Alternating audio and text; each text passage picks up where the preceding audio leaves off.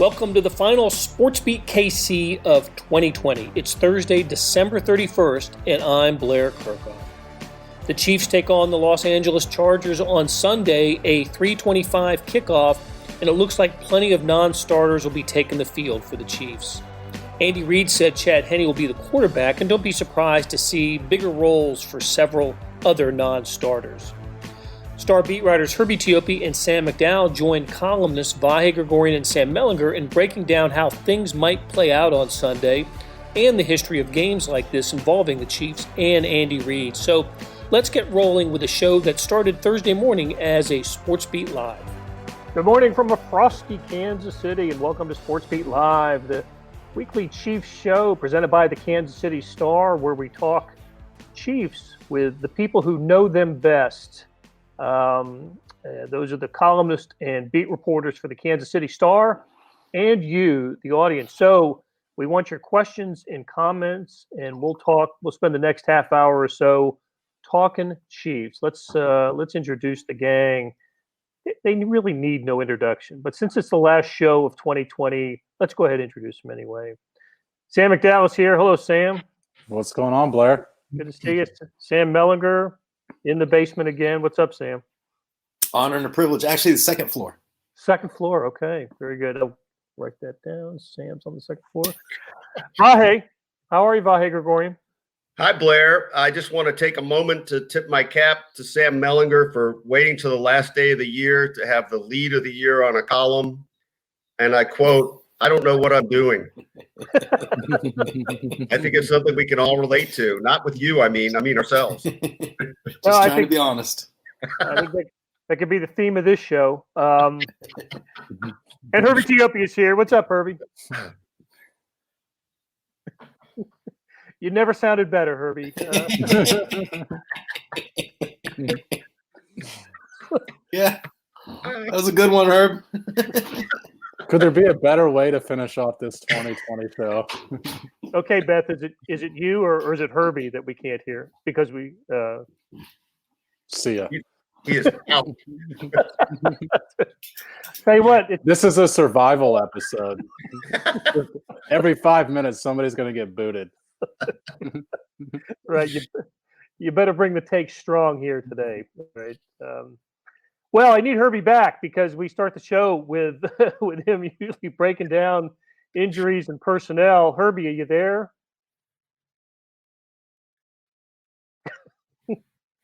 No, still can't hear you.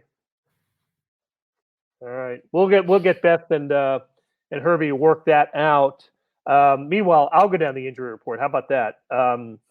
Because it was rather extensive.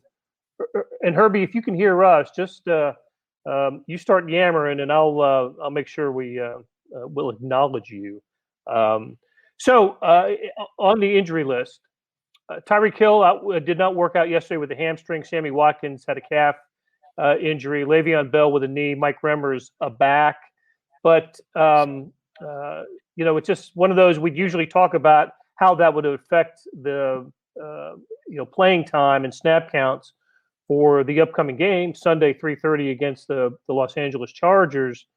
In this case, however, I don't know how much a Tyreek Hill or Sammy Watkins injury is going to affect their snap count, especially Tyreek Hill, because as we learned yesterday from the Andy Reid press conference and the Henne press conference, I might add, that there will be some new faces in the starting lineup for the Chiefs on Sunday, starting with Henne at quarterback, making his first start since 2014. He's appeared in a couple of games this season with, I think the finished up the Broncos game where he scored a touchdown and and got some playing time against the Jets.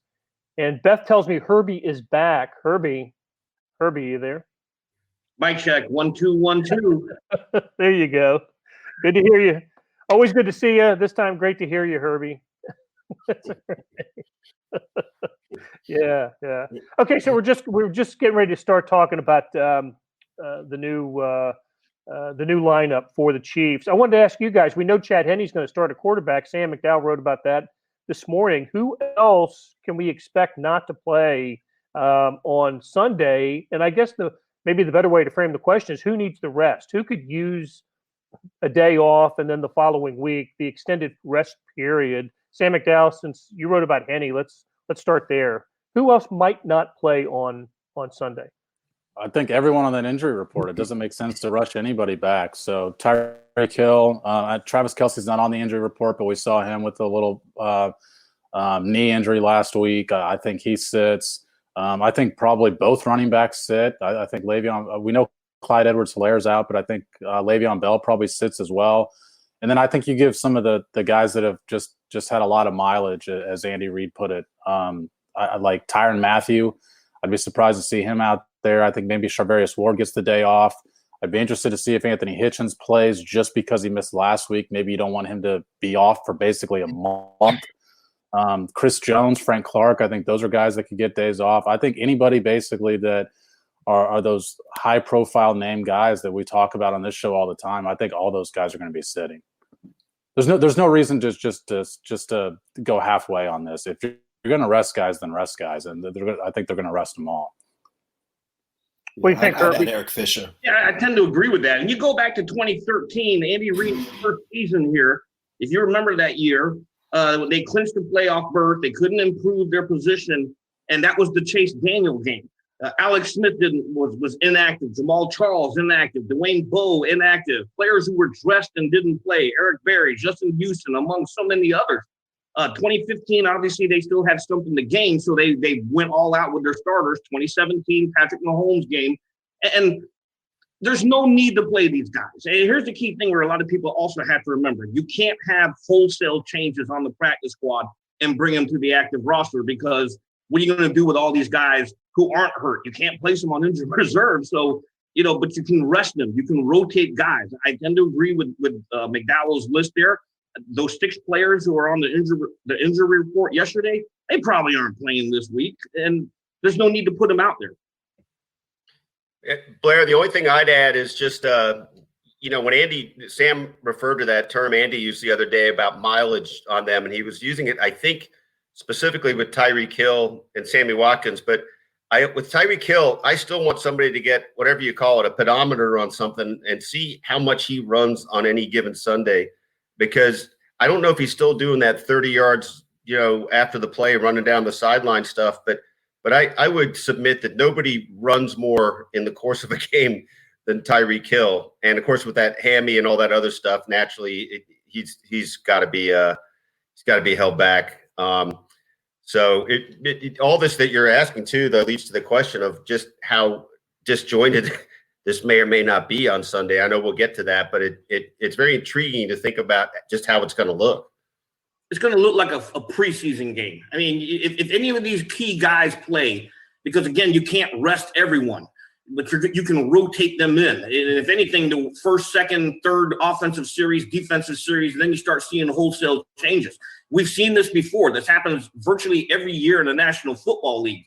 And I think when a team clinches, and I'm going to use this line here. In the NFL, there are trope stories you can rely on. In the offseason, it's so-and-so has changed his diet. In the national, as the season progresses, fantasy football people know this as well, because once you hit December and you're planning for the playoffs, you're like, what team can potentially rest starters? And this is where we are right now with the Chiefs in a meaningless game. So if you want to keep some guys, at least give them some reps. This is the game to do it, and then you pull them back, because you can't rest everyone. Melly, you mentioned Eric Fisher too to the list. I think he's an important one to give some time off with his health issues this year. He's their best lineman now. Mitchell Schwartz isn't going to come back probably, and Eric Fisher's their best lineman. And we saw what he looked like in that Saints game when he's hobbling around with a bad back. So, and that's a guy with mileage, right? He's a veteran. This is his 7th, 8th year or whatever, he doesn't need the reps. You know what I mean? Like he knows what he's doing. So I'd absolutely want him as healthy as possible for sure. I mean, because that line, man, that is the last 2 or 3 weeks, they've been getting beat a lot. And again, without Schwartz coming back, their best pass protector, they're going to have to figure some things out, and whatever solution that they have for that in the playoffs, is going to depend it's going to have an outsized dependence on Eric Fisher being his best self. I think some of Mahomes' issues over the last few weeks, month or so, can be traced to this offensive line play of recent weeks. Blair, I'll take over your hosting duties here. If they don't play Eric Fisher, because I don't see Mike Rimmers playing, and maybe this question is best for Herbie, who plays tackle? I think that's one of the key questions on Sunday, is because you've got Yasir Durant, but do you really want to shift Andrew Wiley out wide and have one of your regular starters play a position that he's only played once all year? I'm not sure who plays tackle this weekend. Well, you could probably – that's a key question. Is Martinez Rankin going to be active? Remember, he was inactive last week. The key thing here is with the new COVID rules, normally you have 48 players active on game day, okay? But you can have up to 8 offensive linemen to have 55 as opposed to a 53 active roster. So this is where you see the fluctuation in who's inactive. Sometimes you see on any game week 5, sometimes you see 7. But you can have up to 8 offensive linemen active for game day. So if Remmers is inactive, you have guys that you can pull over from the practice squad. Newski can't do it anymore because he's been active twice, he's been elevated twice. So the next time you activate him, you got to assign him to the active roster. They've got some pieces there you can move around. Wiley, Rankin, Kilgore can come in there and play center. Maybe you shift Austin Ryder out to guard. But they're going to have some issues here, and this is where load management really is going to come into play as to who gets rested after a certain amount of series or who's going to play the whole game. And anything else, Sam, while we're rolling? No, you can go ahead. Do your Thank thing, you. Oh, no, thank you. I appreciate that. Well, it does leads into who does play. We've talked about who won't play, who might sit, who does play, besides Chad Henne, besides some issues on the offensive line, who steps up at, let's take a couple positions. We mentioned running back. You don't think Le'Veon Bell or Darrell Williams, Herbie, is going to play? Does that give all the carries to Darwin Thompson? No, I think Darrell Williams will play. If the two running backs, if Clyde Edwards-Helaire and Bell sit, then you got to have those two play. Okay. So let's just Le'Veon Bell doesn't play, CEH doesn't play, but we'll see Darrell Williams and Darwin Thompson. Or maybe Elijah McGuire pulled up from the practice squad. Okay. How about wide receiver? No Hill, no Watkins. Who gets the bulk of the targets? If I'm DeMarcus Robinson, I'm clamoring, please let me get in there because he's in a contract year. So if you want to leave a lasting impression on the final preseason game, DeMarcus Robinson, don't forget, he was open. Patrick Mahomes threw it. He caught the touchdown. How about Byron Pringle getting some snaps, Herbie? Pringle too. He's a prime candidate. All right. So so Robinson maybe leads the team in targets on Sunday? That's what I think. And listen, Robinson also, I think the longest completion of Mahomes' career was an 89-yarder to Robinson in a Week 17 game his first year against Oakland. I think, if I'm remembering that right. So they don't seem to have other options. Like at linebacker, you've got to probably going to have to play Willie Gay again. I don't know about Ben Neiman. I'd be surprised to see him. Yeah, he was on the injury list today. And at cornerback, is this where we see maybe Bo Peep Keys a little bit this week, or maybe Armani Watts in the secondary? Yeah, or maybe I'm curious if we see DeAndre Baker at all. Now they've already elevated him twice, right, Herbie? So I think you'd have there's a little bit of a trick there, but I'd love to see DeAndre Baker on Sunday. He's one of the prime defensive guys that I'd really like to see. I think Baker on defense and Darwin Thompson on offense, because I think Darwin Thompson's in a situation where he's got to prove something, if not for this year, then for next year. Ron Locklear asks, what about McCole Hardman? I think he's a prime candidate to get some targets this Sunday as well. All right, what about the history of Herbie mentioned the 2013 game for the Chiefs. There was also the 2017 game where they're in a similar situation. Andy Reid tends to do this. His history, there were 4 opportunities for him to sit starters, and when he was with the Eagles, and where he locked into the seed before the playoff. This is the 3rd opportunity in Kansas City. And what's the history of Andy Reid coach teams with after sitting starters? How did it impact their their playoff momentum, if you will? Just the way the team was playing. Was there any? I think we can agree that the Chiefs are coming off one of their worst games of the season. Listen, when you're 14-1, sometimes victories count as worst games of seasons. And the 3-point escape of the Atlanta Falcons is this coming at a good time? I mean, is this sitting starters having an additional week of rest? So maybe Mahomes not playing for 2 games, 2 weeks, 3 weeks in actual time. Same with Tyreek Hill. Same with Kelsey, perhaps some defensive players. What's the history of Andy Reid on these occasions? Who's doing that story this week, by the way? Well, hey, Blair, I'll speak to it real quick from something just that I wrote the other day, and somebody else may have gone or be going more in depth. But the one thing that in the sort of positive vein, if you want to call it that stands out is in 2004, when he was with the Eagles, they were 13-1. They lost to the St. Louis Rams to fall to 13-2. And then they still decided to bench their starters in the last game with a bye. So they lost that. They got drilled by the Bengals in the finale, 38-10. And now they have the bye. And ho hum, they beat. I think it was I think it was Minnesota in the next game, and then Atlanta to go to the Super Bowl. So that certainly suggests that you can shake off some rust. You can even be on a little bit of a downbound trajectory, if you want to call it that, after the last game. I mean, they actually lost that 15th game to the Rams that year, as opposed to getting by the Falcons this year. So there's that. I mean, we should note they have lost both the games after sitting starters here, but each of those was a little different because it was there was no bye. Correct. We're not talking about an additional week.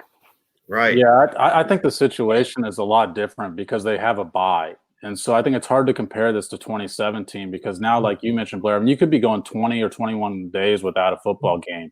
So I actually looked up just the history of other teams and what they've done in this situation, and all not quite done making sure I've caught everybody, but I found 6 teams that have been in the last 10 years that have been in this situation. Number 1 seed, all completely locked up. And 4 of those just completely rested their starters. One of them, Bill Belichick, and I think this was 11-12 Patriots, 2010-11 Patriots. He played Tom Brady through the first half and then set him out the second half. And then Mike Smith for Atlanta one year in 11-12 play or 12-13 played his entire starters, and 2 of them got hurt. John Abraham and Dunta Robinson both got injured in that game. What's interesting is there's one commonality between all 6 of these, and none of them went to the Super Bowl. So all 4 teams that rested their starters completely, only one of those even won their next game. 3 of them lost in the divisional round after having, basically in real time a 3-week layoff, 2 actual football games off, but 3 weeks between games. So the history is really not great for these situations, for these teams. And of course, how much does that actually factor in? I mean, I guess that's up for the viewer to decide, but I don't know whether there's something to it or not. The Ravens obviously are the most recent example last year. They rested 6 Pro Bowlers in the finale and got trounced by the Titans in the first game. Looked terrible. One thing, yeah, I wonder if we make too much of this in the moment, and I'm not blaming any of us. We need content, right? But you can rest guys and lay an egg, and there's also a lot of teams that have played guys and had a terrible first playoff game. I think what matters more than, and this is just, I'm filling in some blanks here, but I do think that Andy Reid referenced yesterday, in his availability, is that he trusts these guys to use the time wisely. And I think that what we're getting at is whether their sharpness in 2.5 weeks in their first playoff game, I think it's going to depend a lot more on how they use these 2.5 weeks than it is whether they play on Sunday against the Chargers or not. Does that make sense? Like, I think that you can either lose or retain some of that sharpness while losing or retaining sort of your physical regeneration, getting fresh for the playoffs. A lot. I think what happens in practice and between the Sundays is more important in that way than whether these guys play on Sunday against the Chargers. In a game that doesn't mean anything to the Chargers either, right? Like, unless, play for pride and Anthony Millen's job, some of that stuff. But, it's not like they have a playoff spot on the line either. Hey, it's Blair. We have a special subscription offer for SportsBeat KC listeners, unlimited digital access to the Kansas City Star's award-winning sports coverage. Sign up now for 1 year of Sports Pass for access to all the sports news, features, and columns presented on the kansascity.com site, and it's only $30. That's a 40% savings off our regular rate. Your subscription will automatically renew after the initial term at $50 unless you tell us to cancel. Your subscription helps support the sports coverage of kansascity.com and the Kansas City Star, and that support has never been more important. Please visit kansascity.com/SportsBeatKC offer to get this special offer. And as always, thanks for listening. The thing I keep coming back to, and it's maybe kind of a funny way to put it, but I feel like Andy Reid, has a sense of how the engine is purring or not purring, or what it needs to. He's the guy at the controls and can feel it, feel the pulse of it all in a way that I can't. And I think that in the end is the most important thing. It's knowing your team, having a feel for what you have. Now, the trick here is you could theoretically make a right decision and just lose a game, or you could theoretically make a wrong decision and still win. But I do keep kind of getting back to the need for feel of what your team requires, what it has. And the truth is, the result is going to be what tells us whether they got it right.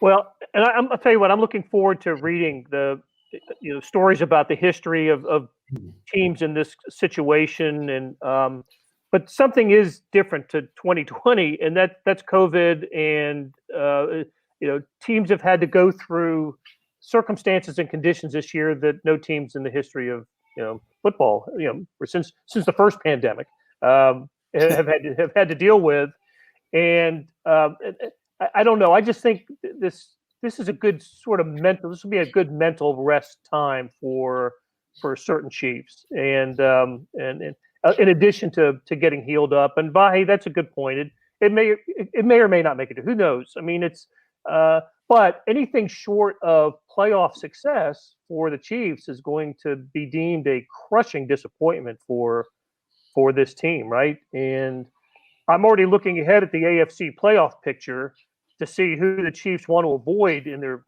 first game.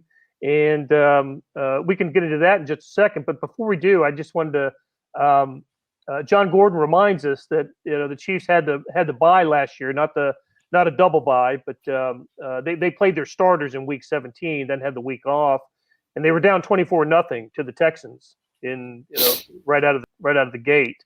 So, and the Texans had beaten, I think, the Bills the previous weeks. Had played the previous week. So there is that history. So the Chiefs in 2013, Chase Daniels got the start, and the leading rusher that game was Niall Davis. The leading receiver for the Chiefs that day was Dexter McCluster. I love the 2017 example on Patrick Mahomes' first start as a pro. His first snaps. He hadn't taken a snap until Week 17, and he started the game. Anybody want to take a guess, or anybody remember who his first completion, Patrick Mahomes' first NFL completion, went to? Demetrius Harris. Score. It was on 3rd and 10 on the first series. It was about a 25 to 30-yard gain, and Harris went down, wasn't touched, got up and ran for 20 more yards. It ended up being a 51-yard completion, by far, to this day, the longest completion in Demetrius Harris's career. So it was a throw that no Chiefs quarterback had ever made in the history of the franchise. It was a bullet right down the seam through a window, yeah, an inch bigger than a football. It was unbelievable. Yeah, it was unbelievable. So the Chiefs' leading receiver that day was Albert Wilson, 10 receptions for 147 yards. Albert Wilson's never had a bigger day in the NFL than that day. And this is the stat I think I love more than any. The leading rusher for the Chiefs on that day was Anthony Sherman, who had 12 attempts for 40 yards. The second most productive game of Anthony Sherman's career, he went two carries for 7 yards. So, oh God. So we might see that's a little bit of a template for this week, Blair, you think? Right. Look, how many carries will Sherm get?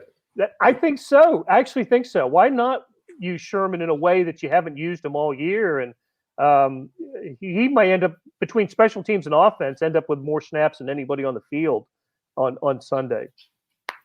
All right. So the decision to rest the starters brings probably, unless there's some emergency, we'll see if Mahomes is activated or not, but let's just call his season over. Finishes with 40, I think it's 40, is it 47-40 yards passing, 38 touchdowns, and 6 interceptions, passer rating, I think at 108.3, somewhere around there. It's in between his 19 and 18 seasons. Same with the touchdowns and the yards passing. Not as productive as 2018, more productive than 2019 when he missed 2 3/4 games because of an injury. Certainly the second greatest statistical season by a quarterback in Chiefs history. And now he's losing all kinds of momentum for MVP to Aaron Rodgers. So how do we sum up the Patrick Mahomes regular season? Sam Mellinger, I'll start with you on this. What's what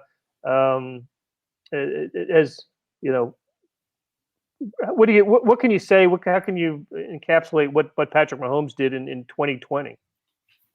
I think he's been terrific. I think he's been Mahomes terrific, right? Like it's nothing that we haven't come to expect, honestly. He has had.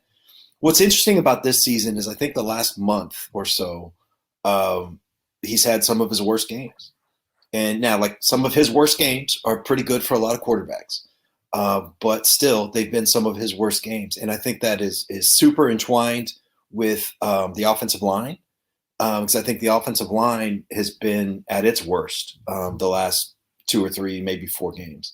And they've got to figure something out with that. The Falcons game in particular, it looked like that Mahomes was like kind of fooled by some blitzes and some pressures that the Falcons were bringing. And I just don't remember that happening with him very often. He is so good against the blitz. That's something we talk about a lot, where he knows where the guy's coming from. And the receiver knows, and the receiver adjusts his route accordingly. And that's how they beat you. Teams have kind of stopped blitzing the Chiefs in large chunks because of that.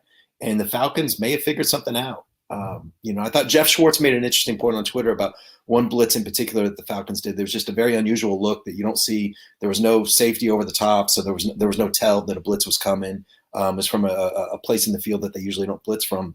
And he got the pressure. Mahomes almost threw an interception. It was this ball to Watkins. So they've got to figure that part of it out. But it's weird because the trend line, I think, is going the wrong way. It's going down. But I think that Mahomes and Andy Reid and Eric Bieniemy and Mike Cap, there's enough brain power involved in this and enough diligence and focus and commitment that you'd have to give them the benefit of the doubt to get it figured out. What do you think, Vahe? I still don't know how exactly that WAR stat works in baseball, the wins above replacement. But I think if you could apply that to the Chiefs, I think that Patrick Mahomes would have a very high rating. I don't know what you'd assign that, and I think that's what comes to mind, right? How much better we've seen some what I can still consider aberrations. Now maybe the Falcons are onto something. We've seen some rough moments. We've had a couple games where we've had to go out of our way to call him human, but still he stands in a place above a lot that we've ever seen, but certainly a lot of the landscape now. And I just fully expect that that's going to be meaningful in the postseason again too. He may not get the MVP. Seems like he won't, but he still may get the Super Bowl MVP again.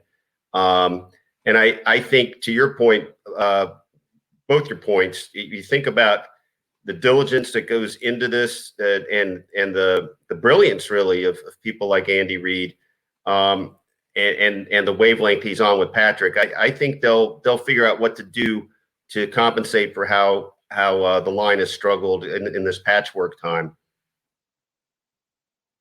Paul Eccles makes a good point. Basically he's saying the best stat of Mahomes in 2020 is 14 victories. That's not many quarterbacks in NFL history have won 14 regular season games in a year. That's a really good point. And Sam, just one point that you brought up earlier that I wanted to be sure you're pretty convinced that we've seen the last of Mitchell Schwartz for the season. Is that right? You're muted. Unmute, Sam. Apologies. What I've been told is there's a chance, but it sure doesn't sound like it's much of a chance, and they're not counting on him. Is the way that it was put to me. Not counting on him for the postseason, which made it. And I heard something subsequently after I tweeted that out that made me think it's if there is a chance, it's pretty small. Okay, so if we do see him, it could be in a Willis Reed situation, huh? Right. And you really can't. I mean, he's just one player, 1 out of 11, right, on the offense, but he is their best offensive lineman, and it's kind of a weird deal because I think going into the Buffalo game, which is the last time he played, I think one of the defining characteristics of his career is reliability. That he answered the bell. He had an 8,000 snap streak or whatever that was ended with one missed snap in the Tennessee game last year. But got a bad back when your job is to keep these freak show pass rushers away from the quarterback. It's hard not to wonder where his career goes, honestly. If they don't get that fixed. Okay, I mentioned the AFC playoff picture a little while ago. I think this is right. Please, Herbie or Sam McDowell, correct me if I'm wrong, that the Colts are the team that doesn't control everybody else that's in the playoff picture right now stays in with a victory. The Colts are out. I think the Colts are outside. They need help to get in. Yeah. Is that right? Yeah. Okay. All right. And the other thing I don't know, I certainly should have studied this, is of course in the 6-team conference bracket previous years, the 1 and the 2 seeds that had the byes, after the wild card weekend, the 1 would get the lowest remaining seed or the worst remaining seed. Is it a pure bracket this time? Does the 1 automatically play the 4-5 and on the top side of the bracket? No, they still get the worst team. Okay, they still get the worst seed. Thank you for clearing that up. I didn't know that. So, listen, we'll spend more time next week, or maybe even after Sunday's game, talking about the playoff bracket. We'll know it certainly. We'll know the AFC that night by the time we talk, because the last game of the day is the NFC East game, right? Washington, Philadelphia. So AFC will be set. All right, let's end it on this. Is there anybody besides me that believes the Chargers are going to win the game on Sunday? I think the Chargers will win. Yeah, I think they probably can. I assume they'll play their guys, right? I mean, I know it's irrelevant to them as well. Again, other than pride and all that stuff. I'm not saying pride doesn't matter. Should write a book. Come on. Pretty good. Nothing. That was good. But yeah, I don't know what the line is. I don't even know if there would be a line, on a game like this. Sam? Chargers are favored by a field goal. Okay. There you go. There you go. The 6-9 Chargers are favored by a field goal over the 14-1 Chiefs at Arrowhead Stadium. I will say one note on the Chargers. I like the quarterback a lot. I think this is a guy we're going to be seeing for the next decade playing against the Chiefs, and I like him a lot. And so, Blair, we're going to always be able to say we saw his NFL debut after the Chargers trainer broke Tyrod's ribs. God, what a thing! And then he went out the ball for 300 yards. How did the Chargers not know that this was their starting quarterback until the trainer punctured Tyrod Taylor's lung? Like, how was this not obvious in practice? And I know they didn't have training camp at the same manner, but God, this guy had to be so obviously their best quarterback. Well, maybe they were looking at the Chiefs model and hoping he could be mentored for a year before you sprung him on the world. I don't know.